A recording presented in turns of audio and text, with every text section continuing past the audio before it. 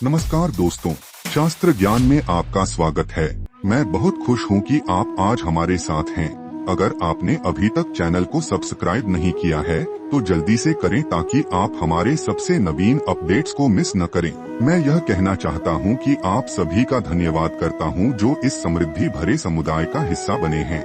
आपका समर्थन हमारे लिए अत्यंत महत्वपूर्ण है और यही हमारे चैनल को मजबूती देता है। बिना और कुछ कहे चलिए शुरू करते हैं। ब्रह्मा पुराण ग्रंथ का आज 38वां दिवस है, लेकिन इससे पहले इस वीडियो को लाइक करना न भूलें और नीचे अपनी राय देने के लिए कमेंट करें। मुझे आपसे बात करना बहुत पसंद है और यह वाकई मेरे चैनल को एक जीवंत अवस्था का स्थान बनाता है। पिछले वीडियो में हमने देखा दक्षद्वारा भगवान शिव की स्तुति।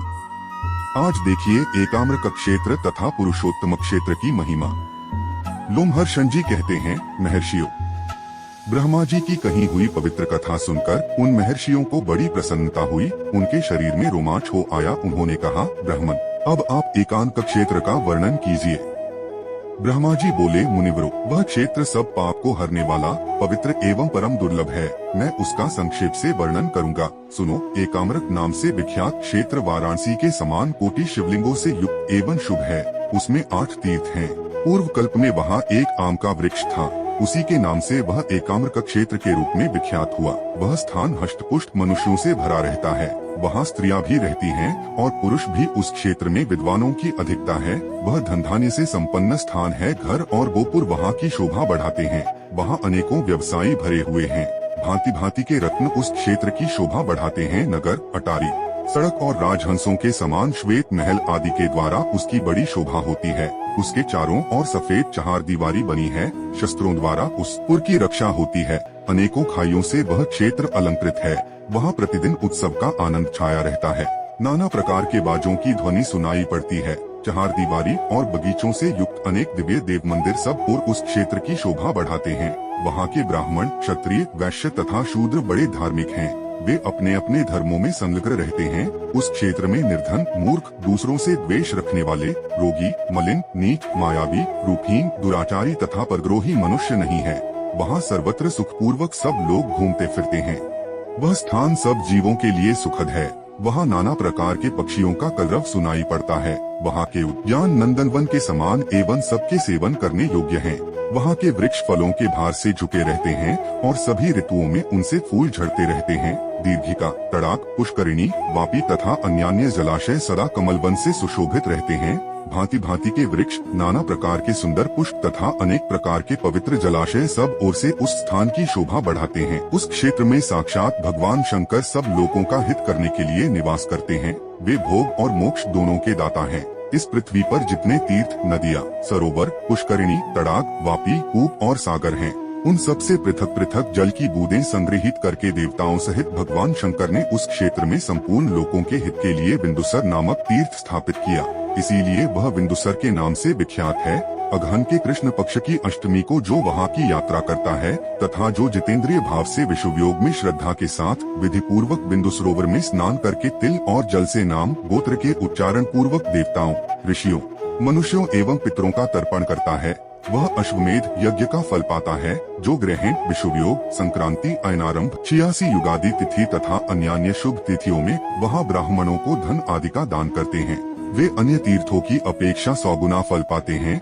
जो बिंदु सरोवर के तट पर पितरों को पिंडदान देते हैं, वे उन पितरों को अक्षय तृप्ति का संपादन करते हैं। स्नान के पश्चात मौन एवं जितेंद्रिय भाव से भगवान शंकर के मंदिर में प्रवेश करके उनकी पूजा करे। 3 बार शिव की प्रदक्षिणा करे। घृत और दुग्ध आदि के द्वारा पवित्रता पूर्वक भगवान शंकर को स्नान कराकर उनके सब अंग सुगंधित चंदन एवं केसर लगाए। तदंतर नाना प्रकार के पवित्र पुष्पों तथा बिल्वपत्र, आक और कमल आदि के द्वारा वैदिक एवं तांत्रिक मंत्रों से तथा केवल नाममय मूल मंत्र से गंध, पुष्प, चंदन, धूप, दीप, नैवेद्य, उपहार, स्तुति, दंडवत प्रणाम, मनोहर गीत, वाद्य, नृत्य, जप, नमस्कार, जय शब्द तथा प्रदक्षिणा समर्पण करते हुए महादेव जी का पूजन करे। इस प्रकार देवाधिदेव का विधि पूर्वक पूजन करने वाला पुरुष सब पापों से मुक्त हो शिवलोक में जाता है। जो उत्तम बुद्धि वाले पुरुष वहाँ हर समय महादेव जी का दर्शन करते हैं, वे भी पाप मुक्त होकर शिवलोक में जाते हैं। भगवान शिव से पश्चिम, पूर्व, दक्षिण, उत्तर, चारों ओर 2.5 योजन तक वह क्षेत्र भोग एवं मोक्ष प्रदान करने वाला है। उस उत्तम क्षेत्र में भास्करेश्वर नाम से प्रसिद्ध एक शिवलिंग है। जो लोग वहां कुंड में स्नान करके भगवान सूर्य द्वारा पूजित त्रिनेत्रधारी देवाधिदेव महादेव का दर्शन करते हैं, वे सब पापों से मुक्त हो उत्तम विमान पर बैठकर गंधर्वों के मुख से अपनी स्तुति सुनते हुए शिवलोक में जाते हैं, अथवा योगियों के घर में वेद वेदांगों के पारंगत सर्वभूत हितकारी श्रेष्ठ द्विज के रूप में उत्पन्न होते हैं। उस समय वे मोक्ष शास्त्र के तात्पर्य को समझने में कुशल और सर्वत्र संबुद्धि होते हैं तथा भगवान शंकर से श्रेष्ठ योग प्राप्त करके भवबंधन से मुक्ति पा जाते हैं। द्विजवरों, स्त्री भी श्रद्धा पूर्वक वहाँ भगवान शिव का पूजन करके पूर्वोक्त फल को प्राप्त कर लेती है। मुनिवरों, भगवान महेश्वर के अतिरिक्त दूसरा कौन ऐसा है जो उस उत्तम क्षेत्र के संपूर्ण गुणों का वर्णन कर सके। भगवान शिव का एकाप्रक क्षेत्र वाराणसी के समान शुभ है। जो वहाँ स्नान करता है वह निश्चय ही मोक्ष प्राप्त कर लेता है। वहाँ और भी अनेक पवित्र तीर्थ एवं मंदिर हैं, उनका भी ज्ञान प्राप्त करना चाहिए। समुद्र के उत्तर तट पर उस प्रदेश में एक परम गोपनीय मुक्तिदायक क्षेत्र है जो सब पाप का नाश करने वाला है। उस परम दुर्लभ क्षेत्र का विस्तार 10 योजन है। वहाँ की भूमि पर सब ओर बालू बिछी हुई है। वह परम पवित्र एवं संपूर्ण कामनाओं को देने वाला है। अशोक, अर्जुन, पुन्नाग, मौलसिरी, सरल, कटहल, नारियल, शाखू, ताड़, कैथ, चंपा, कनेर, आम, बेल, गुलाब, करम, कचनार, लकुच, नागकेसर, पीपल, छितवन, महुआ, सहीजन, शीशम, आंवला, नीम तथा बहेड़ा आदि के वृक्षों से उसकी बड़ी शोभा होती है। वहाँ पक्षियों के मुख से निकले हुए अत्यंत मधुर कलरव कानों और मन को बहुत सुख देते हैं।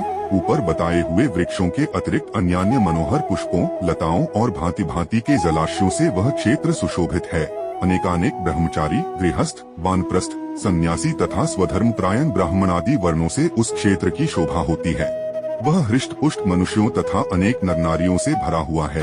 यह संपूर्ण विद्याओं का स्थान तथा समस्त धर्मों एवं गुणों का आकर है। इस प्रकार वह परम दुर्लभ क्षेत्र सर्वगुण संपन्न है। मुनिवरों, वहाँ भगवान श्री कृष्ण पुरुषोत्तम नाम से विख्यात हैं। उत्कल प्रांत की सीमा समुद्र की ओर जहाँ तक बताई गई है, वह सब स्थान श्री कृष्ण के प्रसाद से अत्यंत पवित्र है। उस देश में विश्वात्मा भगवान पुरुषोत्तम निवास करते हैं। वे जगतव्यापी जगन्नाथ हैं। उन्होंने सब कुछ प्रतिष्ठित है।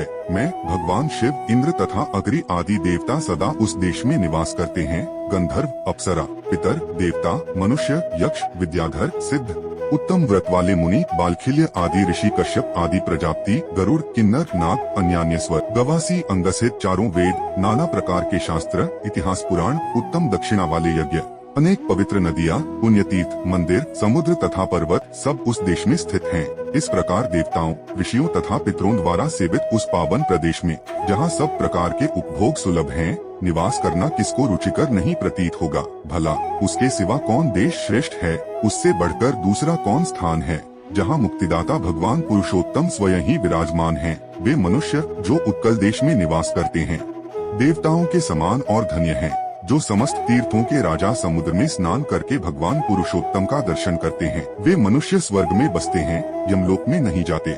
जो उत्कल देशीय पवित्र पुरुषोत्तम क्षेत्र में निवास करते हैं, उन श्रेष्ठ बुद्धि वाले मनुष्यों का जीवन सफल है, क्योंकि वे देवश्रेष्ठ भगवान श्री कृष्ण के मुखकमल का दर्शन करते हैं। भगवान का मुखकमल तीनों लोकों को आनंद प्रदान करने वाला है। उनके नेत्र प्रसन्न एवं विशाल हैं। उनकी भौहें, केश तथा मुकुट सुंदर हैं। कानों में मनोहर कुंडल शोभा पाते हैं। उनकी मुस्कान मनोहर और दंत पंक्ति सुंदर है। वे सुंदर नाक, सुंदर कपोल, सुंदर ललाट और उत्तम लक्षणों वाले हैं। उम्मीद है कि आपने आज के वीडियो का आनंद लिया होगा। अगर आपने कुछ सीखा तो वीडियो को लाइक करें और इसे अपने दोस्तों के साथ शेयर करें।